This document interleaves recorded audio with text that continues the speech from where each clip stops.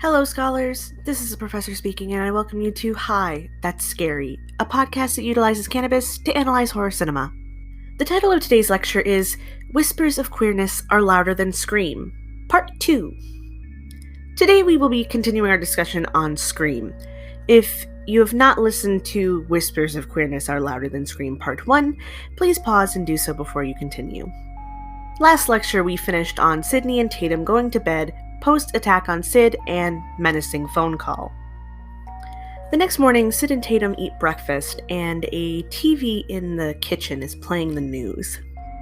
Here we get some more exposition about Cotton Weary's conviction for the rape and murder of Sid's mom, which Sid's testimony was integral to as she provided a witness statement saying that she'd seen Cotton leaving in a coat that was later found in his car. Before they leave to go to school, Dewey lets Sid know Billy had been let out of jail because his phone records came back clean. Arriving at school, Sid spots Gail and goes up to her. Gail's on the defensive, and Sid says that she wants to talk, no cameras. Gail agrees after Sid brings up her mother. Gail tells her that someone was going to write the book about her mom's murder, and Sid shoots back saying her book is full of lies and that she called Sid a liar. Gail is convinced that Sid falsely identified Cotton, that she saw someone leave wearing his coat, and that he was framed. Cotton's story hasn't changed at all, admitting to consensual sex and then leaving, having his coat been left behind. Sid tries to affirm that she saw Cotton, and Gail gives her this look like she's staring into Sid's soul and sees that she's not sure anymore. She points this out and starts putting together the pieces that the person who actually killed Maureen Prescott is still at large. Sid apologizes for punching Gail and walks away before Gail could get a camera on her. Kenny asks if they should go live with Gail's theory, and she says no, because she doesn't have hard evidence yet. She's also very excited about her prospective book sales. This is where I'm going to go on my side note about Gail's work ethic. She's a damn good reporter. Just because she's rude and abrasive doesn't mean she wasn't right the entire time with the minimal bits of info she had. Cotton was innocent, and Gail figured that out quickly. Upon seeing Sid's hesitation, she got the click that if Cotton was innocent and the original killer still free, the current killer might be the same person. She also hasn't been shown to lie in her reporting, holding off on going public until she had more proof. She will lie and manipulate people, but she's not going to compromise her professional identity and integrity by putting out lies. I'm going on this tangent for a reason and we'll be coming back to it, but for now, we move on.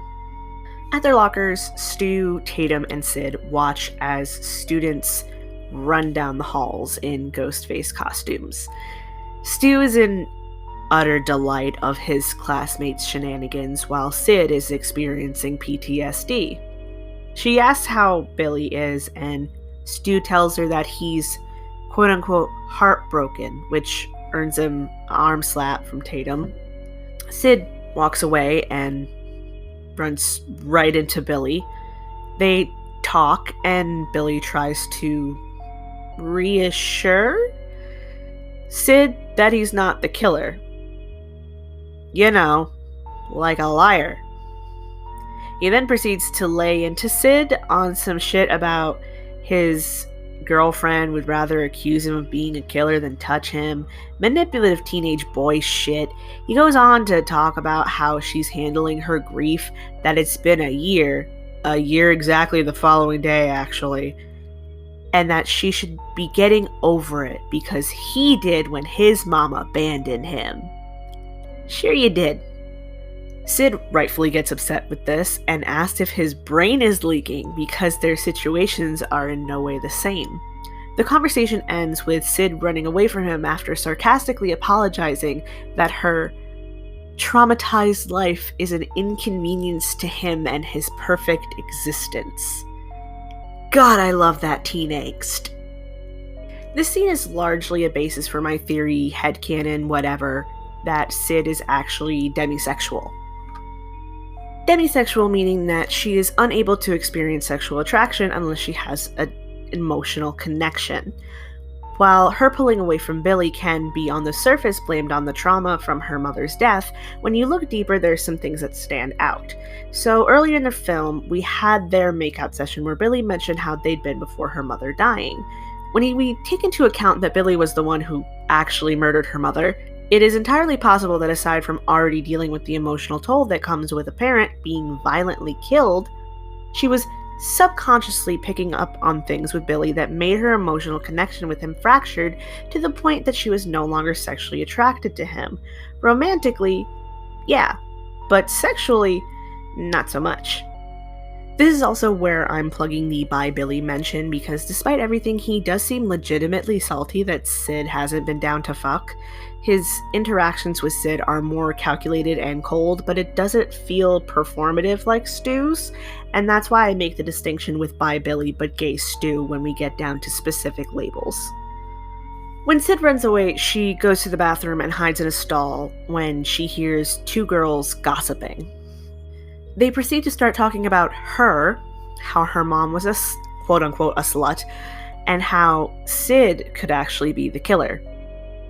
They leave, and Sid exits the stall only to eventually be attacked by someone in a ghost face costume that was also in there hiding. I'm pretty sure it's because this was just a random student being a dick. Outside, Gail is snooping. She ends up happening upon Dewey, and they start talking. She compliments his looks, specifically how young he looks, clearly trying to flirt her way in, but says that he doesn't look a day over 12 except in the upper torso area. Bitch, what? What does that mean? Okay.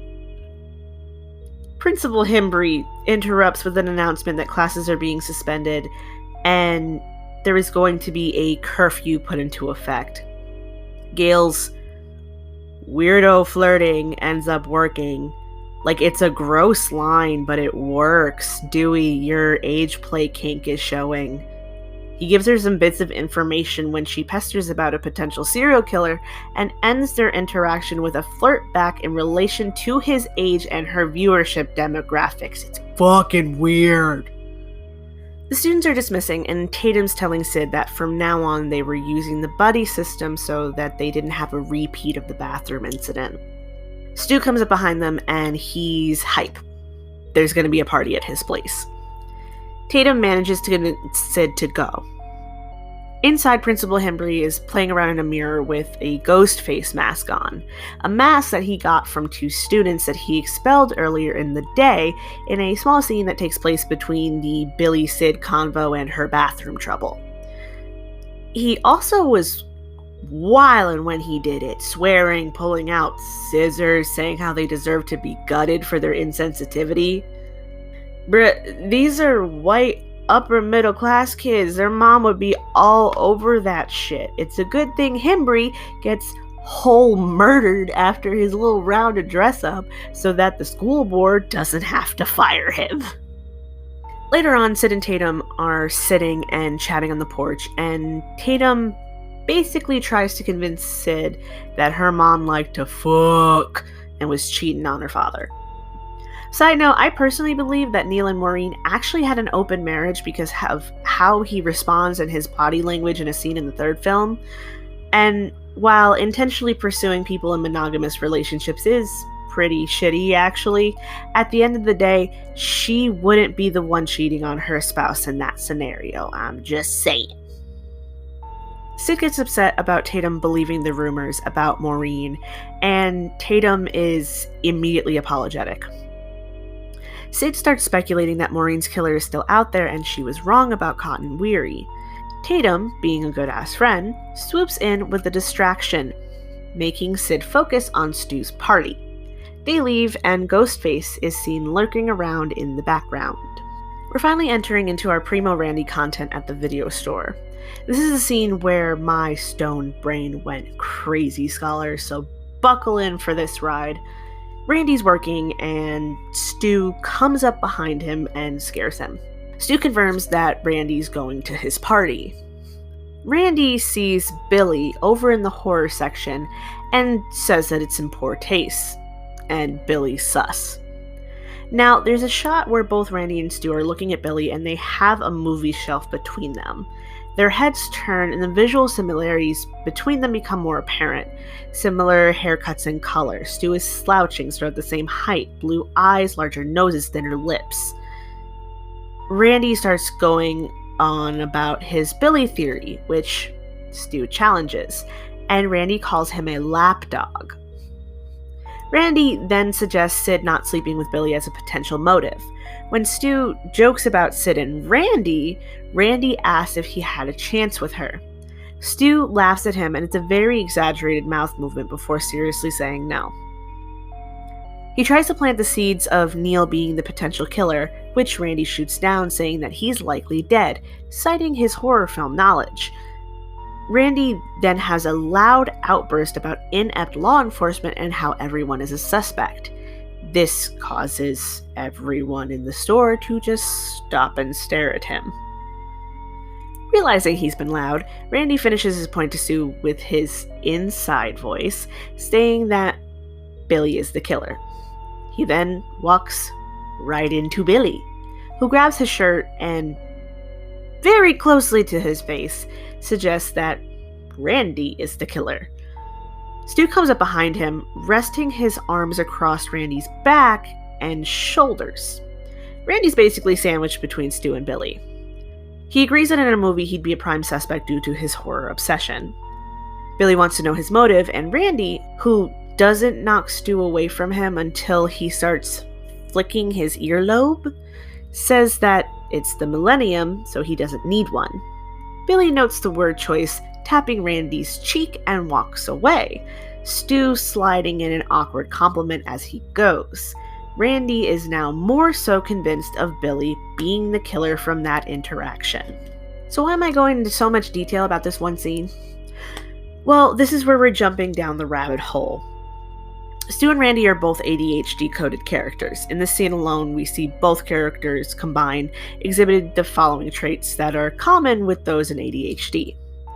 Emotional dysregulation, impulsivity, justice sensitivity, and hyperfixation with Randy and his outburst. Oral stimming/fixation and fidgeting with Stu. They are the same person. Parallels of each other. Keeping that in mind, would Stu want to date Tatum then? No. He'd want to date Billy. Stu is not a heterosexual, and this scene alone is enough for me to see it.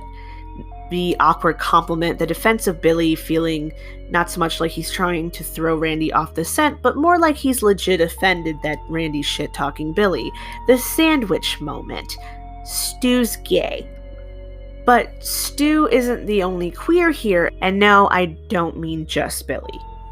If Stu is queer, and Randy and Stu are parallels, then it's feasible to come to the conclusion that Randy is also queer. I personally think bisexual. Start with the baseline of queer people being more likely to have queer friends, and add in Randy being Stu's twin in both physical and psychological ways.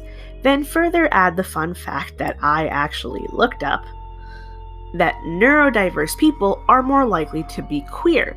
Randy wants to date Sid, so he is attracted to women. The thing that does it for me is how long it takes for him to knock Stu off of him. Stu was full leaning against his back and flicked at his ear a few times before Randy reacted, almost like he didn't have a problem with Stu coming up behind him like that, even when Billy was intimidating him, evidenced by the fact that he keeps carrying on conversation with Stu and doesn't get upset with him after. For middle-class white boys, this type of comfortability with these specific types of physical contact with another boy in the mid-90s wasn't exactly normal due to the pervasive stranglehold of toxic masculinity. One of these things could be accidental. 2 of these things could be a coincidence. 3 things and it's gay. I don't make the rules. And now a word from our sponsor. Dewey drives with Tatum and Sid to the police station. Once there, Dewey goes to meet with the sheriff while the girls go to grab snacks at the grocery store. Sid asks if Billy was going to Stu's party, and Tatum says no.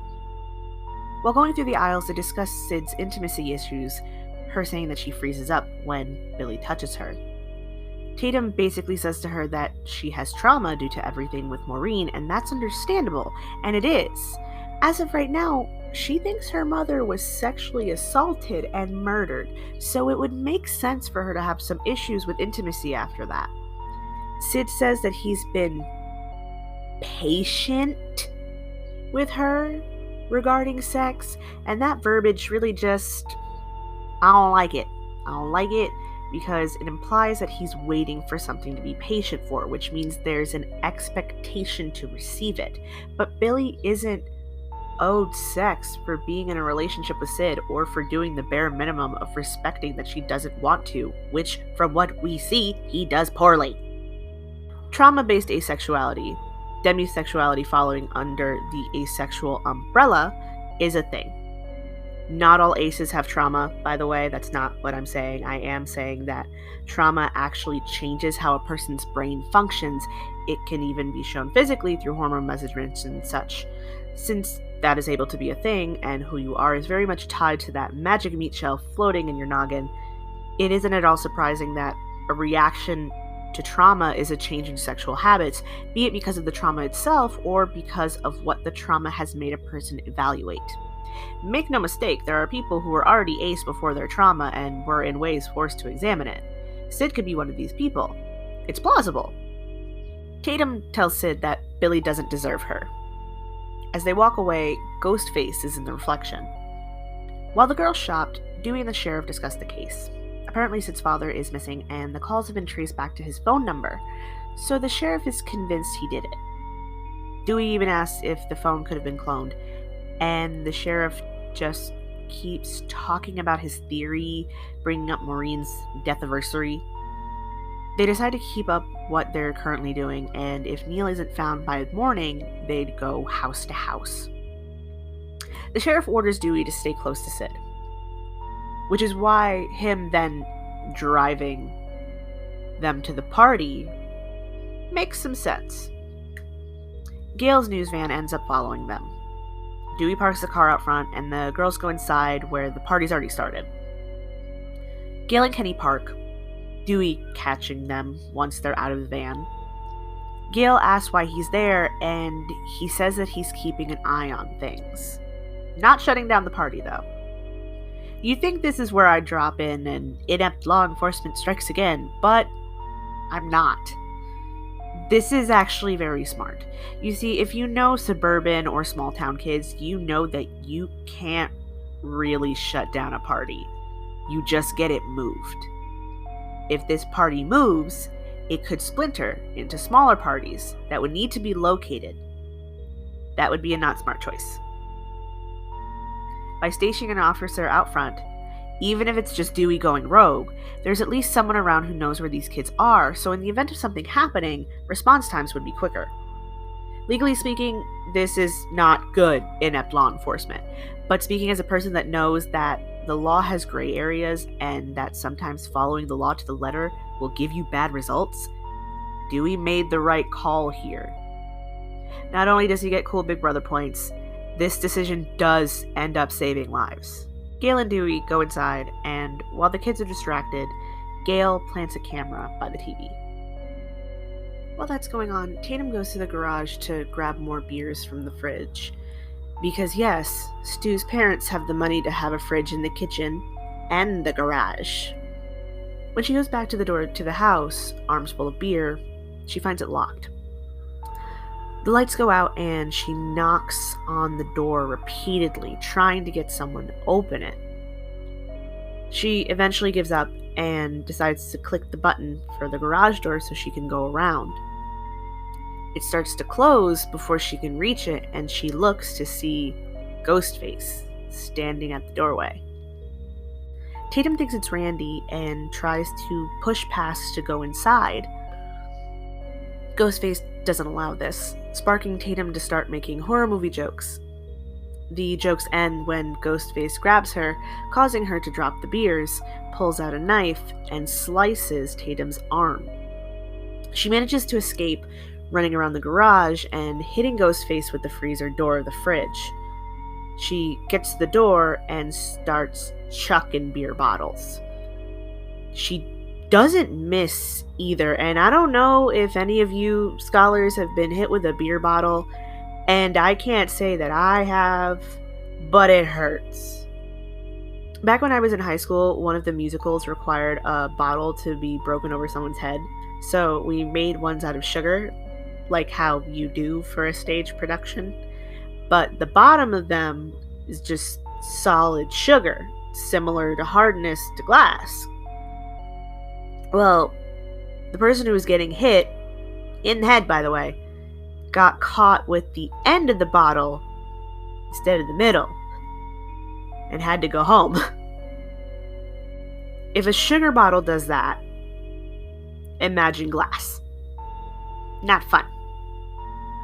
Ghostface didn't like it, so he charges Tatum, who ducks so that he crashes into the door.